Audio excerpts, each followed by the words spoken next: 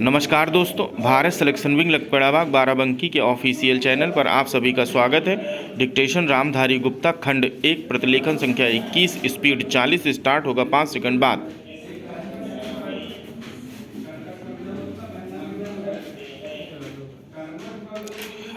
अध्यक्ष महोदय, मैं आपका आभारी हूँ कि आपने मुझे बोलने का अवसर दिया।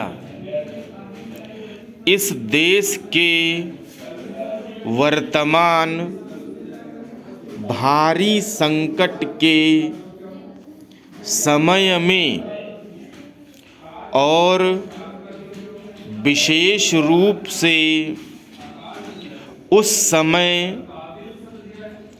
जबकि हम लड़ाई से अभी निवृत्त हुए हैं और आकाश में लड़ाई के बादल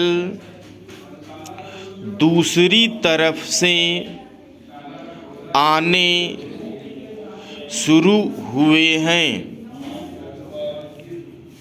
हमारे वित्त मंत्री ने जो बजट पेश किया है वे इसके लिए बधाई के पात्र हैं। यद्यपि भिन्न भिन्न पहलुओं को लेकर आलोचनाएं की गई हैं, लेकिन यदि उनकी कठिनाइयों को भी देखा होता कि राष्ट्र को किन किन संकटों का सामना करना पड़ रहा है, इस बात पर भी अगर मेरे से पहले बोलने वाले वक्ताओं ने विचार किया होता तो मेरा विश्वास है कि उनकी आलोचनाओं का आधार कुछ दूसरा होता। उन्होंने ऐसे कठिन अवसर पर यह एक संतुलित बजट पेश किया है, उसके लिए मैं उन्हें बार बार बधाई देता हूँ, लेकिन साथ ही साथ मैं अपना यह कर्तव्य समझता हूँ कि कुछ ऐसे विचार भी उनके सामने प्रस्तुत करूं जिससे उनकी कठिनाइयाँ कुछ हल हो जाएं। उदाहरण के रूप में विगत 2 वर्षों में लेखा जोखा कमेटी में बैठने के समय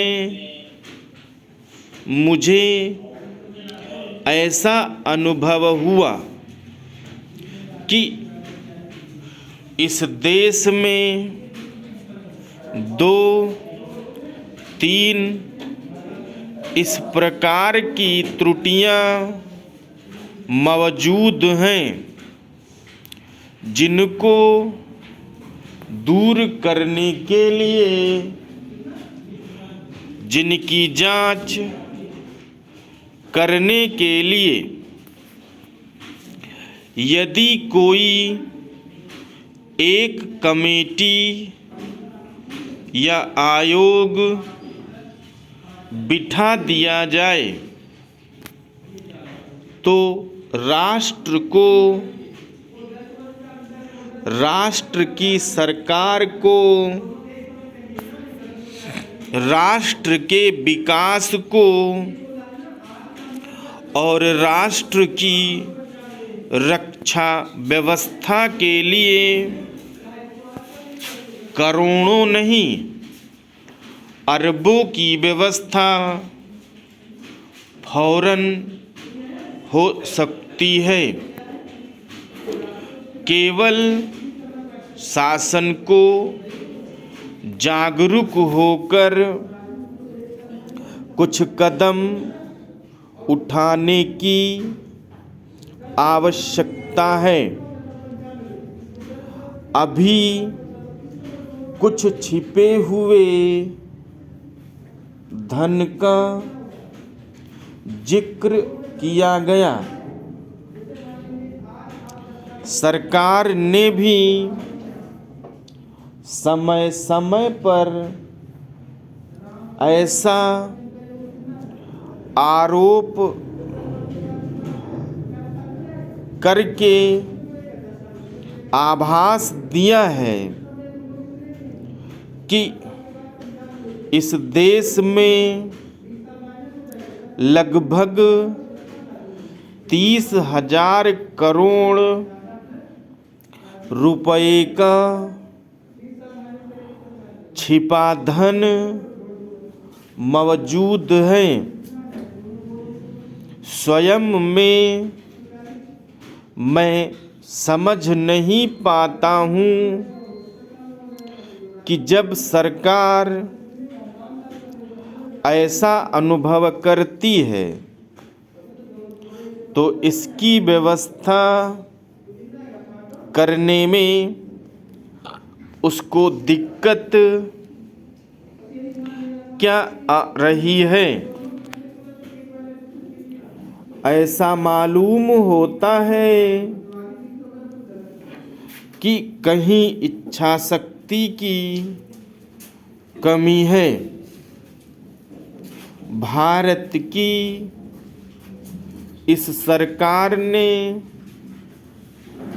अपनी शक्ति का ठीक से उपयोग करके उस दुश्मन के दांत खट्टे किए जिसके कि ऊपर विश्व की शक्तिशाली और इंग्लैंड जैसी शक्तियों का अटूट सहारा था और जिसको कि उन्होंने हमारे विरुद्ध उकसाकर खड़ा किया था और अपना पूर्ण सहयोग दिया था।